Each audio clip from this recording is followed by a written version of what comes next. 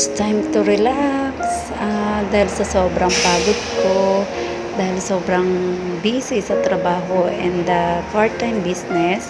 So, ito naman yung time para mag-relax yung aking katawan, yung aking sarili, para magpamassage dito. So, dito po is Montana, body massage. Sobrang maganda pong mag-massage dito, guys.